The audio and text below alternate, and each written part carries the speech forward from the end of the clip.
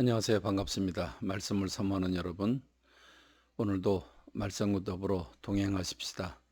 말씀이 여러분을 안전한 삶으로 이끌어 가기를 간절히 소망합니다.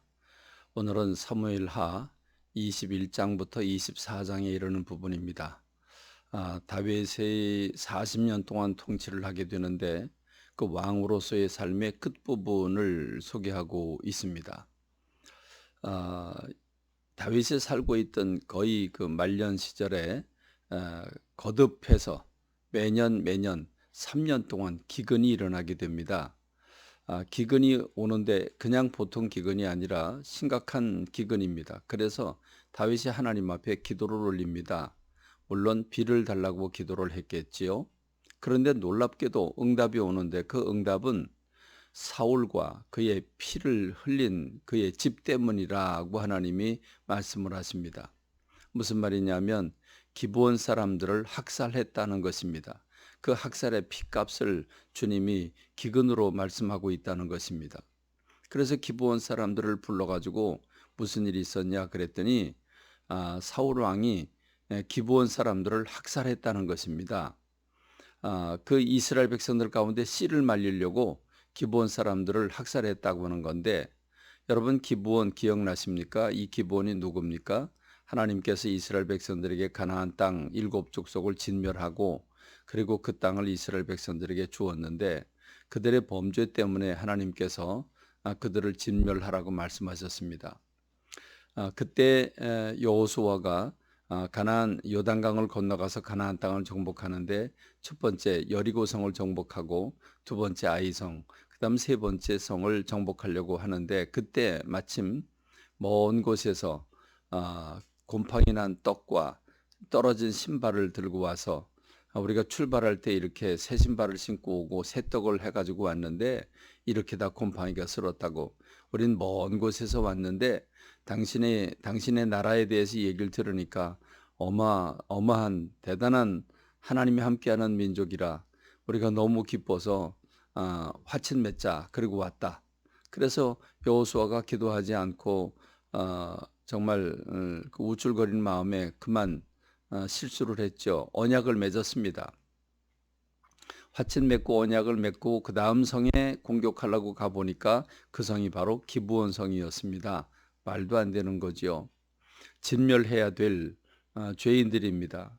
그러나 그럼에도 불구하고 그걸 모르고 언약을 맺었습니다. 하나님 앞에서 언약을 맺었는데 그 언약을 무시할 수가 없죠. 그래서 그들을 나무 패고 물 기르는 자로 남게 했습니다. 바로 그 기브온 사람들입니다. 기브온 사람들은 이스라엘의 혈통이 아니죠.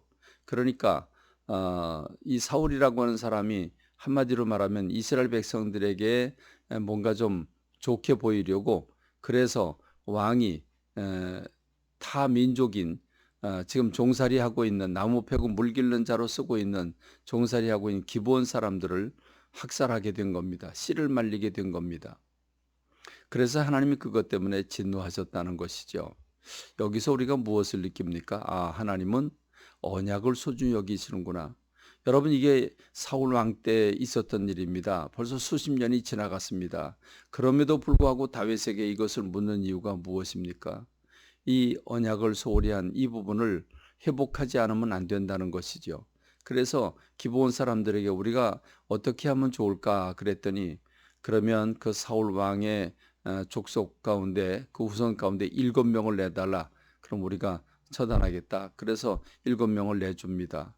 그리고 나서 하나님이 그의 기도를 들으셨다. 이렇게 말씀하고 있습니다. 여기서 우리가 느끼는 것이 무엇입니까? 맺힌 것이 있으면 응답이 없다는 사실입니다. 혹시 여러분 기도가 잘 안 됩니까? 여러분 가운데 죄가 있음을 살펴보아야 합니다. 하나님 앞에 원망 들을 만한 일이 있는 걸 생각해야 합니다. 사람들과의 관계에 꼬인 것이 있는가를 생각해 봐야 됩니다. 하나님은 수십 년 지나간 일이지만 그 언약을 소중히 여기시고 그 언약을 회복하시는 모습을 봅니다. 하나님의 말씀은 언약으로 약속의 강이 흐르고 있습니다. 그리고 언약에 따라서 예수님이 땅에 오셨고 그 약속을 신실하게 행하실 하나님이 미래에 주님이 다시 재림하시고 심판하실 것도 약속하셨습니다. 약속을 소중히 붙잡고 살아가는 저와 여러분 되기를 바랍니다. 이제 다윗의 말년의 삶을 보면 그 블레셋의 골리앗의 그 후손들과의 전쟁이 일어나게 되죠. 그러나 이 거인족들을 다 처단하게 됩니다.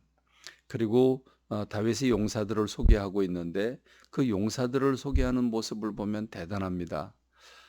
첫 번째 세 용사 요셉 바세바시라고 하는 사람 일시에 800명을 쳐 죽이고 엘르아살은 손이 칼에 붙도록 그렇게 전쟁에 나가고 삼마라고 하는 사람 블레 사람을 혼자서 다 해치우는 그런 용사들이 있었습니다.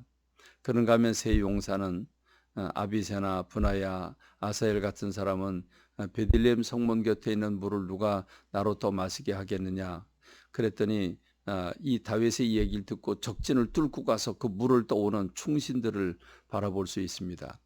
이 외에도 30용사 이 충성스러운 일꾼들이 그런 병사들이 또는 충성하는 사람들이 있었기 때문에 다윗이 그 큰 일을 감당했다는 사실을 우리가 알면서 우리 교회에 이런 하나님 앞에 신실한 주의 사람들이 가득하기를 간절히 소망합니다. 다윗은 이 모든 전쟁과 사울의 손에서 구원한 하나님의 구속의 은혜를 기뻐하면서 22장에서 하나님을 찬양하는 말씀이 나옵니다. 그런데 다윗의 말년에 한 가지 가슴 아픈 일이 생기죠. 인구조사를 한 겁니다. 자, 역대상 21장 1절에는 이 사건을 사탄이 다윗을 격동시켰다 이렇게 말합니다. 인구조사를 해서 우리의 군대가 이렇게 많다고 하는 것, 사람을 의지하고 사람을 자랑하는 그 다윗이 교만함이 그만 발동을 했습니다. 그래서 사탄의 그 격동함을 이기지 못하고 인구조사를 해서 하나님 앞에 징계의 채찍을 맞는데 하나님 앞에 집정매를 맞겠다고 그래서 7만 명이 전염병으로 죽는 사건이 생기게 됩니다. 가슴 아픈 일이 생겼지요.